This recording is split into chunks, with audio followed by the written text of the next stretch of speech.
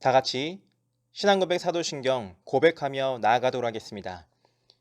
나는 전능하신 아버지 하나님, 천지의 창조주를 믿습니다. 나는 그의 유일하신 아들, 우리 주 예수 그리스도를 믿습니다. 그는 성령으로 잉태되어 동정녀 마리아에게서 나시고 본디오 빌라도에게 고난을 받아 십자가에 못 박혀 죽으시고 장사된 지 사흘 만에 죽은 자 가운데서 다시 살아나셨으며 하늘에 오르시어 전능하신 아버지 하나님 우편에 앉아 계시다가 거기로부터 살아있는 자와 죽은 자를 심판하러 오십니다. 나는 성령을 믿으며 거룩한 공교회와 성도의 교제와 죄를 용서받는 것과 몸의 부활과 영생을 믿습니다. 아멘. 이 시간 나는 예배자입니다. 그리고 예배합니다 찬양을 다 같이 부르시겠습니다.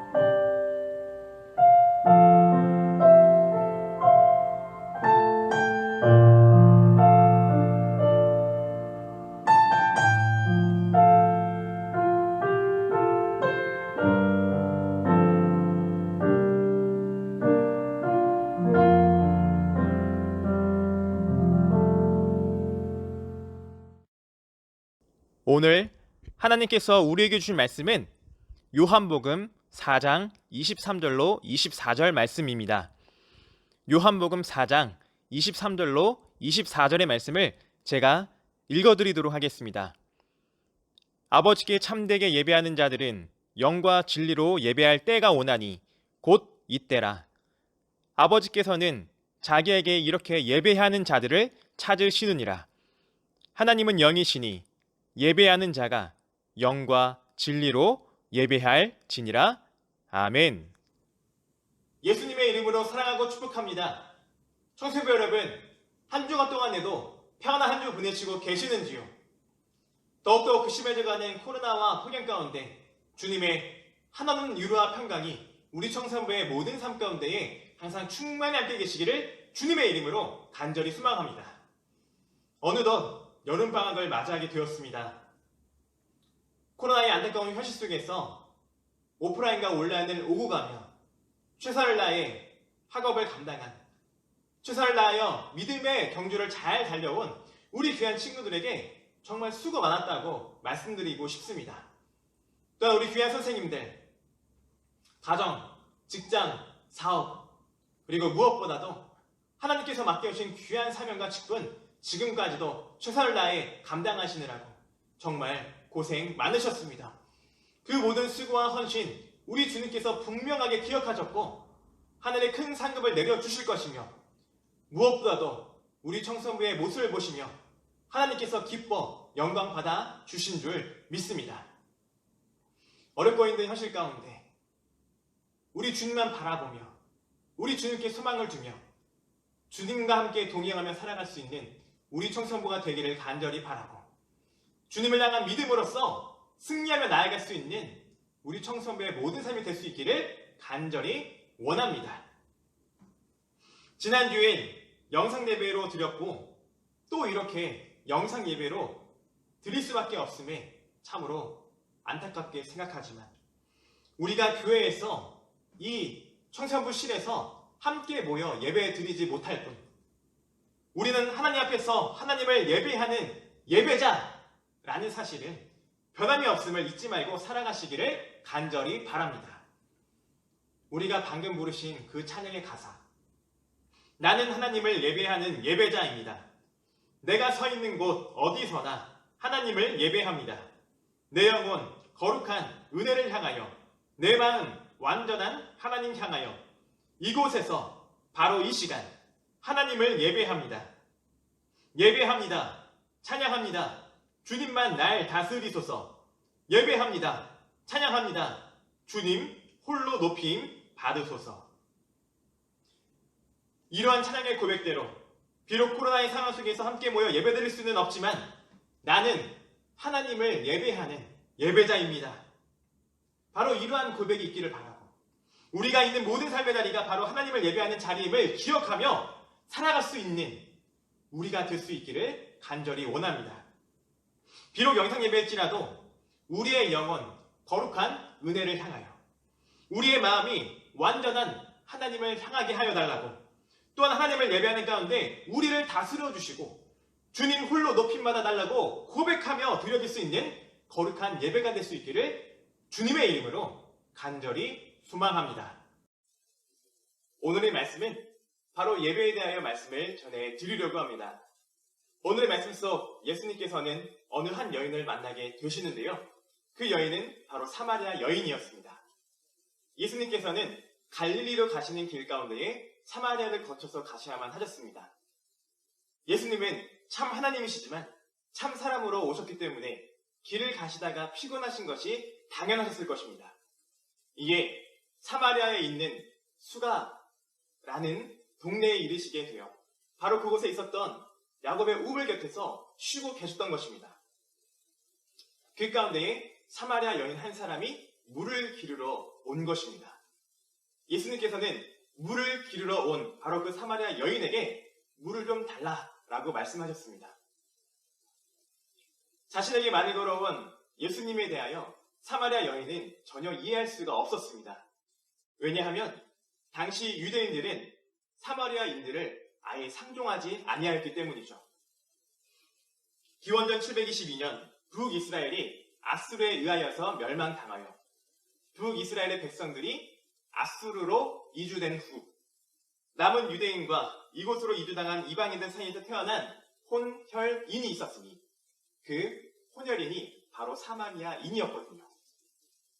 하나님의 백성이라는 선민 사상이 가득한 유대인들은 혼혈인인 사마리아인들을 종교적으로 혈통적으로 부정하다라고 생각하고 그리하여서 사마리아인들을 멸시하고 사마리아인들을 아예 상종하지도 아니하였던 것입니다. 그런데 그러한 사마리아 여인에게 예수님께서 말을 걸어 오셨던 것입니다. 왜일까요? 육적인 목마름 뿐만 아니라 영적으로 목말라 있었던 사마리아 여인의 갈증을 해결해 주시기 위함이었습니다. 예수님 자신이 곧 영원한 생명을 주실 주체, 영원한 생수이심을 나타내 보이시기 위함이었습니다. 예수님께서 참사람으로 오셨기 때문에 피곤하셔서 사마리아에 있는 야곱의 우물 곁에서 쉬고 계신 것처럼 보이겠지만 실상은 사마리아 여인 한 영혼의 구원을 위하여서 예수님께서 사마리아로 가셨던 것이고 그녀에게 말을 걸으셨던 것입니다. 예수님을 만난 사마리아 여인은 이후 예수님이 자신의 모든 과거를 알고 계시는 모습을 보면서 예수님을 선지자로 생각합니다. 그래서 그동안 자신이 품고 있었던 중요한 질문 한 가지를 예수님께 털어놓는 것입니다. 그 중요한 질문 한 가지는 바로 예배에 대한 질문이었음을 보게 되는데요. 그 예배에 대한 질문은 무엇이며 그 질문에 대한 구체적인 내용은 무엇인지 요한복음 4장 20절 말씀을 제가 읽어드리도록 하겠습니다. 우리 조상들은 이 산에서 예배하였는데 당신들의 말은 예배할 곳이 예루살렘에 있다 하더이다. 이 말씀을 살펴보면 사마리아인들은 이 산에서 예배하였다고 기록하고 있습니다. 그렇다면 이 산은 어느 산을 의미하는 것일까요? 이 산은 바로 그리심산을 의미하는 것을 보게 됩니다. 앞서 북이스라엘이 아수르에 의하여서 멸망당했다는 걸 말씀드렸습니다. 이후 아수르와 혼혈되어 살았던 사람들이 바로 사마리아인들이었는데요. 이 사마리아인들은 유대인들에게 인정받지 못하였다고 하였습니다. 그렇다면 사마리아인들은 하나님의 백성이 되기를 원하였을까요? 원하지 아니하였을까요? 하나님의 백성이 되기를 원하였던 것을 보게 됩니다. 하지만 예루살렘 성전에 들어오지 못하게 되자 바로 그리심산에서 성전을 짓고 바로 그곳에서 예배를 드렸던 것입니다. 이에 사마리아 사람들은 그리심산, 유대인들은 예루살렘에서 하나님께 대하여 예배를 드리는 것이 온전한 예배라고 생각하였던 것이죠. 사마리아 여인은 그리심산과 예루살렘 둘 중 한 곳이 진정한 예배 장소라고 생각하였습니다. 이에 자신이 선제로 생각한 예수님께 대하여 어느 곳이 진정한 예배 장소인지 질문하였던 것입니다. 사마리아 여인의 심오한 질문 가운데 예수님께서 대답하신 말씀은 무엇인지 바로 그 다음 절 말씀인 요한복음 4장 21절 말씀을 제가 읽어드리도록 하겠습니다. 예수께서 이르시되 여자여 내 말을 믿으라. 이 산에서도 말고 예루살렘에서도 말고 너희가 아버지께 예배할 때가 이르리라. 아멘. 사마리아 여인은 예수님께 질문한 그 질문에 대한 명확한 답을 듣기를 원하였을 것입니다. 하지만 예수님의 말씀은 이 산도 예루살렘도 아니다라는 것입니다. 그리심산도 예루살렘도 아니다라는 것입니다. 이는 곧 예배에서 중요한 것은 장소의 문제가 아니라 하나님을 예배하는 예배자의 자세와 태도라는 것을 분명하게 강조하신 것입니다. 그렇다면 하나님을 예배하는 예배자의 자세와 태도는 어떠해야 할까요? 예수님께서는 오늘의 말씀을 통하여서 분명하게 말씀하셨습니다. 오늘의 말씀 요한복음 4장 23절로 24절의 말씀을 제가 읽어드리도록 하겠습니다. 아버지께 참되게 예배하는 자들은 영과 진리로 예배할 때가 오나니 곧 이때라. 아버지께서는 자기에게 이렇게 예배하는 자들을 찾으시느니라. 하나님은 영이시니 예배하는 자가 영과 진리로 예배할지니라. 아멘. 하나님을 예배하는 자들은 두 가지 키워드로 예배 드려야 함을 말씀하셨습니다. 그 두 가지 키워드는 바로 영과 진리입니다. 먼저 영에 대하여 말씀드리기 전에 사람의 구성 요소에 대하여 먼저 말씀을 드려야 할 것 같아요. 사람의 구성 요소는 영과 혼과 육으로 구성되어져 있습니다. 육은 육체를 의미하고요. 혼은 마음을 의미합니다. 그런데 하나님을 예배하는 예배자는 영으로 드려야 함을 강조하신 것입니다. 영으로 드린다는 것은 영이신 하나님과의 영적인 교감, 곧 영이신 하나님과의 온전한 사귐, 영이신 하나님과의 온전한 교제, 영이신 하나님과의 온전한 사랑 안에서 드려져야 한다는 것입니다. 중생배 여러분, 우리는 하나님을 예배하는 예배자입니다. 하나님을 예배하는 예배자로서 영이신 하나님과의 온전한 사귐, 영이신 하나님과의 온전한 교제, 영이신 하나님과의 온전한 사랑을 나누시고 계시는가요? 하나님의 숨, 하나님의 호흡, 하나님의 생명을 부여받은 영적인 존재, 성령과 예수 그리스도의 피로 거듭난 새로운 피조물로서 하나님과의 온전한 사귐, 하나님과의 온전한 교제, 하나님과의 온전한 사랑 안에서 하나님을 참되게 예배하며 나아갈 수 있는 그러한 예배자가 바로 우리 청소년부 모두가 될 수 있기를 간절히 원합니다.